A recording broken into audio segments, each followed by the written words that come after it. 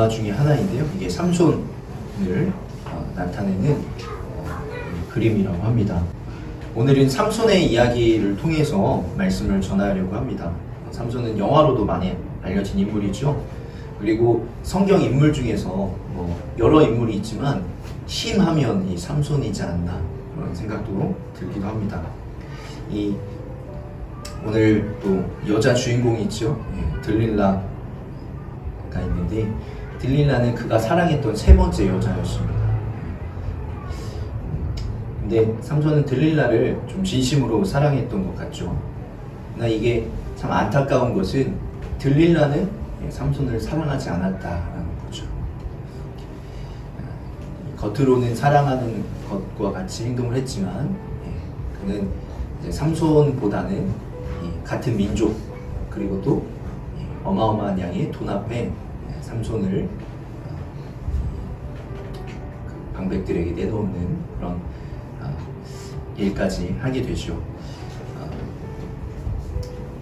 또한 하나 더 말씀드리면 들릴라는 하나님을 믿는 이스라엘 여자가 아니었다는 거죠. 집요하게 이제 삼손에게 말하는 거죠.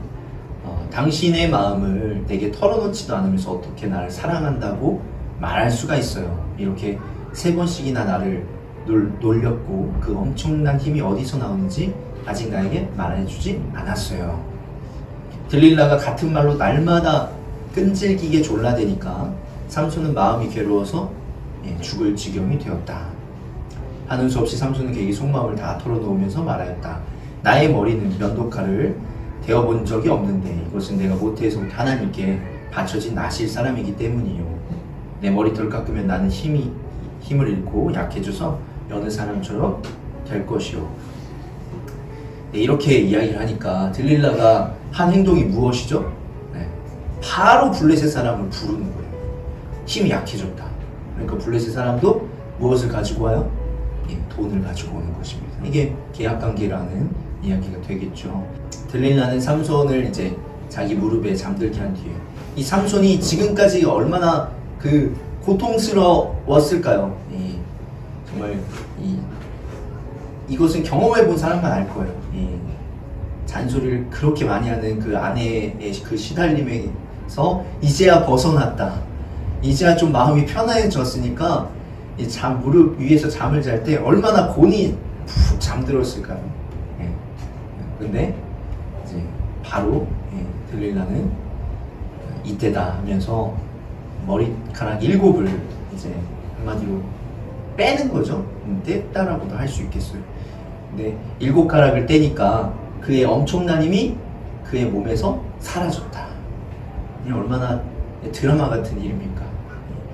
분명히 하나님께서는 이 말씀을 보면 삼손에게 있는 힘은 머리카락에 있었던 것이 아니에요. 머리카락에 있었던 게 아니라 주님께서 이미 자기를 떠나신 것을 미처 깨닫지 못했다. 삼손에게 있었던 힘은 하나님께서 주신 힘이었지 7가락 뗐다고 해서 얼마나 표시가 납니까? 표시 안 나는데도 이미 하나님이 떠났다라는 거예요.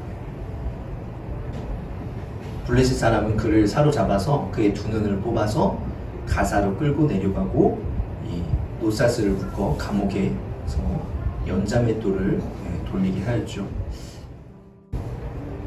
여기까지만 우선 말씀을 살펴보면 재미있는 것은 삼손이란 이름은 이 슈메시, 그러니까 태양이라는 명사에서 이름을 땄습니다. 그래서 삼손이라는 이름을 뭐라고 부를 수 있냐? 작은 태양이다, 이렇게 부를 수 있습니다. 근데 들릴라는 라일라라는 이제 밤에서 또 파생된 단어입니다. 그러니까 라일라, 즉 들릴라는 밤과 연결이 되어 있다, 이름의 뜻이. 이렇게 볼 수 있죠. 그러니까 삼손이 들릴라에게 들어가서 이 유혹을 받는, 그리고 또 결국은 힘을 잃는 이 장면을 조금 비유로서 표현을 하자면 이 작은 태양이 밤의 여인에게 사로잡혀서 그 빛을 잃어가는 그 상황이다, 이렇게 볼 수 있다는 거죠. 그리고 21절에 이 2눈이 뽑혔다고 했잖아요. 그러니까 삼손의 눈이 뽑힌 것은 밤의 여인 들릴라에게 작은 태양 삼손이 사로잡혀서 빛을 잃은 이 현실을 보여주고 있는 거예요. 눈이 뽑혀서 더 이상 앞을 볼 수 없는 빛을 잃은 그 모습을 표현하고 있다, 이렇게 볼 수 있다는 거죠. 삼손은 자신을 사랑하지 않는, 좀 더 정확하게 얘기하자면 자신보다 돈을 더 사랑했던 여인을 사랑하고 있었습니다. 그리고 그 대가는 굉장히 큰 아픔이었고 상처가 되었죠. 그 다음에 이제 놀림감으로도 되는데, 그는 이것으로 이 여인을 사랑함으로써 모욕과 치욕을 당하고 또 자신이 죽음으로까지 몰고 갔다라고도 할 수 있는 것입니다. 그는 나신 일인으로서 부모님이 기도하여서 낳은 아들이었습니다. 그리고 하나님께서 이 삼손을 사사로 사용하셨죠. 그는 누구도 대항할 수 없는 강력한 힘을 가지고 있었습니다. 하지만 자신을 사랑하지도 않는 이 이방 여인을 사랑함으로써 하나님께서 사실 사용하는 방법은, 사람을 사용하는 방법은 또 여러 가지 방법이 있죠. 그러나 그 조금 우리가 일반적으로 생각하는 바른 하나님의 사람이면 이렇게 하나님께서 사용하실 거야 라는 그 방법이 아닌, 삼손은 굉장히 독특한 방법으로 하나님께서 사용하셨다라는 것을 볼 수 있습니다. 어떻게 되었죠? 자기도 죽음을 맞이하면서 사사 역할을 마치게 된 것입니다. 신전에 이제 다 모인 것이에요. 왜요? 삼손의 신이 이제 힘을 완전히 이제 빼앗기고 우리를 넘겨주었다, 이렇게 생각한 거죠. 그러니까 축제를 벌이는데 그때 마침 삼손이 이제 두 눈이 뽑혀서 있는데 자기를 데리고 다니는 그 소년에게 이 두 기둥을 나에게 잡게 해라면서 결국은 하나님께 기도하면서, 하나님 제발 이번 한 번만 나에게 힘을 주십시오 하면서 이제 기둥과 함께 거기에 모였던 3,000명의 사람들을 다 같이 죽는 그런 모습이 나오는 거죠.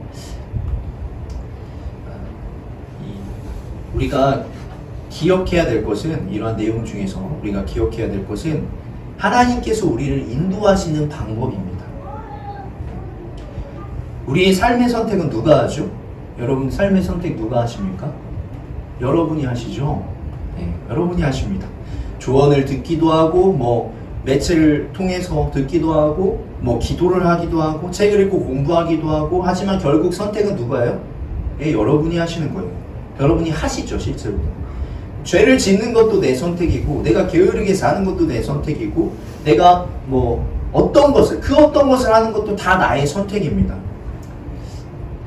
그러나 물론 하나님께서 여러분이 선택하기 이전에도 성경을 통해, 말씀을 통해 여러분에게 어떻게 살아라라고 말씀을 하시죠. 뭐 그대로 하는 것이 순종이라고 표현할 수도 있겠지만 그대로 하지 않을 수도 있죠. 예. 잘못된 선택을 하기도 하고 옳은 선택을 하기도 합니다. 돌아보니까 이게 그 당시에는 나의 최선의 선택이었는데 돌아보니까 좋지 않은 선택이 될 때도 있고, 또 처음부터 그냥 좋지 않은 선택을 할 때도 있고, 거의 그렇죠.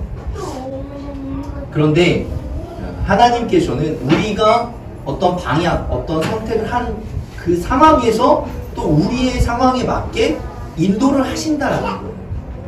우리 삶의 모습이 굉장히 달라지죠. 때로는 뭐 주님이 원하시는 길을 갈 때도 있고, 때로는 뭐 그렇지 않을 때도 있지만, 우리가 선택하는 그 상황들 가운데에서 계속해서 변하잖아요. 그 상황에서 하나님께서 또 인도를 하신다는 거예요. 간단한 예로 들자면 아담과 하와가 범죄하였죠. 근데 하나님께서 범죄하지 말라고 하셨지만 범죄했어요. 그 이후에도 하나님은 아담과 하와를 인도하신다는 거예요. 포기하시거나 너는 아니야, 잘못됐어, 끝이야, 이렇게 하지 않으시고 늘 인도하신다는 거예요. 그러니까 우리가 어떤 것을 선택하든지 하나님은 그 상황 가운데에서도 여전히 우리를 사랑하시기 때문에 인도하신다 라는 거죠. 물론 하나님께서, 여러분이 하나님을 믿는다는 좀 조건이 붙을 수도 있겠어요. 하나님은 늘 여러분을 인도하신다 라는 것을 기억하셨으면 좋겠습니다. 한번 같이 고백해 볼까요? 하나님께서 나의 삶을 인도하십니다. 네. 그러나 우리는 조금 더 좋은, 이왕이면 더 좋고 이왕이면 더 좋은 선택하고 싶지 않으세요? 이 삼손처럼 이렇게 좀 물론 멋있지만, 남자로서 멋있다고도 할 수 있겠지만, 삼손처럼 이렇게 참 힘들고 어렵게 살아가는 것을 여러분들이 바라지 않으실 거 아니에요. 이 삼손이 자신이 죽음으로써 사사로서 쓰임받는 것이 아름답습니까? 아니면 죽지 않고 사사로 쓰임받으면서 살아가는 것이 아름답겠습니까? 여러분이 삼손이라면 후자를 선택하지 않겠어요? 누가 눈 뽑히고 죽으면서 사사 역할을 감당하는 것을 선택하겠습니다. 그런데 이것은 무엇이라는 거예요? 단 한 가지였어요. 더 몇 가지 더 이야기할 수 있겠지만 가장 큰 이유는 그가 이방 여인을 사랑한 대가였어요. 그는 3번이나 모두 다 이방 여인을 다 사랑했어요. 하나님이 이것도 막을 수 있지 않을까요? 이렇게 여러분들이 물어보시는 분들이 있을 수도 있겠어요. 그러나 여러분이 선택하는 것을 하나님이 막을 수 있어요? 돌아보세요 한번. 하나님이 막으실 수 있는지. 도움은 드릴 수 있겠죠. 하나님이 다 막지 못합니다. 무슨 말이냐면 여러분이 선택한 어떤 그 선택에 대한 결과는 여러분들이 받아야 된다는 것이에요. 삼손은 그 외에도 굉장히 충동적이고 성급한 사람이었습니다. 폭력적이라고도 볼 수 있었죠. 그러나 하나님께서는 이러한 삼손까지도 사용하셨어요. 하나님께서는 모든 사람을 사랑하시고 모든 사람에게 기회를 주시는 분이기 때문입니다. 그러나 여러분들이 앞서서도 말씀드렸던 것처럼 삼손의 길은 가지 않기를 소망합니다. 그래서 그렇다면 우리가 어떻게 해야 될까요? 좀 굉장히 보수적인 이야기라고도 할 수 있겠는데 저는 이 세 가지를 말씀드리고 싶어요. 바로 성경에 나오는 나실인 규정입니다. 이 나실인이라는 것은 하나님께 쓰임받는 사람이다, 이런 표현이라고도 볼 수 있는데, 나실인의 규정이 3가지였습니다. 첫 번째는 포도주나 독주를 마시지 말아라. 두 번째는 머리에 삭돌 대지 말아라. 세 번째는 죽은 시체를 만지지 말아라. 이렇게 3가지가 있었습니다. 그리고 또 예외의 규정은 이것을 만약에 어기게 되면 정결 예식을 통해서 머리를 다시 자르고 그 다음에 머리를 자른 뒤에 다시 머리를 기르는 거죠. 그래서 성경에서 뭐라고 표현이 있어요? 삼손의 머리가 다시 자라기 시작하였다, 이런 표현이 있죠. 그러니까 다시 자르고 그 다음에 그 제물, 희생 제물을 통해서 정결 예식을 하고 그러면 이제 나실인의 기간을 다시 정할 수 있다고 합니다. 근데 이제 삼손은 첫 번째 그리고 세 번째는 이미 다 했고 두 번째만 하지 않았던 거예요. 그래서 삼손이 이게 마지막인지 아니면 이것까지 어기면 다 어기는 거여서 그렇게 생각했을지 모르겠지만 어쨌든 이 마지막이 삭돌되면서 힘이 나갔다, 이렇게 볼 수 있죠. 그러니까 우리가 힘의 원천이 어떤 것이 아니라 어떤 눈에 보이는 무엇이 아니라 여러분이 가지고 있는 어떤 것이 아니라 우리가 하나님을 잘 믿고 거룩하게 살아갈 때 하나님께서 우리에게 힘과 능력을 주신다라는 것이에요. 이 3가지가 의미하는 것은 무엇이냐면 이 거짓된 즐거움에 또 나의 욕망에 나의 즐거움대로 살아가지 말고 하나님의 말씀에 순종하면서 거룩하게 살아가라 라는, 여러분들이 이 세상이 주는 즐거움에 눈이 멀면 거룩한 관계를 맺고 교제하던 하나님과도 멀어지게 되고 거룩한 능력도 잃게 되는 것입니다. 우리가 2가지를 같이 할 수 없다라는 건 여러분 다 아시죠? 죄와 하나님은 같이 할 수 없는 것입니다. 그렇기 때문에 여러분들이 이런 것들을 기억하시면서 나아가길 소망하고, 이 나시린 규정을 기억하면서 여러분들이 내가 헛된 욕망, 거짓된 욕망, 나의 즐거움대로만 살아가지 않고 하나님의 말씀에 순종하면서 살아가야겠다, 이렇게 늘 고백하시며 나아가시는 분들이 되시기를 간절히 소망합니다. 또한 거룩하게 산다는 것은 여러분이 어떤 일시적으로 단 한 번에 어떤 삶이 변하고, 자꾸 그런 것, 우리 어떤 말을 쓰죠? 대박이다, 네, 이런 말 쓰잖아요. 대박을 노리는 것이 아니라, 그리고 또 나는 언제 저 위치에 올라갈 수 있을까, 이것을 노리는 것이 아니라 여러분에게 주어지는 하루하루를, 또 매일매일의 삶을, 하나님께서 여러분에게 허락하신 일들을 충실히 해나가고, 또 그것으로 하나님께 영광 돌리는 것이, 이것이 거룩한 삶이다 라는 것을 기억하시면 좋을 것 같습니다. 그러니까 작은 것들이 모여서 큰 것을 이루는 거지, 한 번에 큰 것을 이룰 수는 없다는 것이에요. 말씀을 마무리하고자 합니다. 작은 움직임 다른 결과라고 했는데, 이 선을 그려보면 차이가 크죠. 조금만 다르게 그려도 그 결과는 굉장히 큰 차이를 나타나게 돼요. 선을 쭉 그려보면 방향을 살짝만 틀어도 그 끝은 굉장히 달라진다는 것이에요.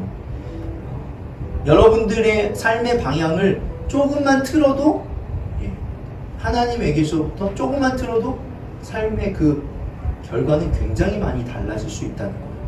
방법은 계속해서 하나님께로 우리가 설정하는 거죠. 계속 바꾸는 방법밖에 없습니다. 하나님께서 원하시는 방향으로 계속해서 가는 방법밖에 없다라는 것이에요. 삼손을 이길 수 있는 사람은 아무도 없었습니다. 그러나 오직 하나님을 떠난 삼손 자신만이 자신을 파괴할 수 있었습니다. 아우구스티누스는 선한 것을 아는 사람이 선한 것이 아니라 선한 것을 사랑하는 사람이 선한 사람이기 때문이다 라는 이야기를 했습니다. 여러분들이 알고, 내가 이렇게 해야 되는데, 이것으로만 끝나지 않기를 소망하고, 정말 선한 것을 사랑하면서 선한 사람이 되어야, 즉 하나님이 원하시는 사람이 되어야 여러분들이 이 죄 가운데서, 그리고 또 거룩하게 죄 가운데서 멀어지고 거룩하게 살아갈 수 있다라는 것을 기억하시면서 이왕이면 조금 더 아름답고 멋있는 모습으로 하나님께 쓰임받는 여러분들이 되시면 좋을 것 같습니다. 나에게 왜 이렇게 하나님 믿는데도 왜 이렇게 힘들고 어려운 일들이 많이 일어날까, 이런 질문 하실 수도 있겠어요. 그러나 그것은 둘 중에 하나입니다. 우리 가운데 자연스럽게 일어나는 힘듦일 수 있고, 또 하나는 내가 선택한 힘듦일 수 있습니다. 자연적으로 일어나는 것은 어쩔 수 없어요. 갑자기 일어난 어려움들은 우리가 어쩔 수 없는 것이에요. 그러나 내가 선택해서 오는 어려움들은 내가 미연에 막을 수도 있고 방지할 수도 있지 않을까 생각을 해봅니다. 그러면서 여러분들이 하나님 안에서 늘 살아가고 하나님과 동행하면서 살아갈 때 주님께서 바라시고 또 여러분들이 원하시는 삶의 모습으로 살아갈 수 있지 않을까, 하나님께 쓰임받고 하나님께 영광 돌릴 수 있는 여러분들이 되시기를 간절히 소망합니다.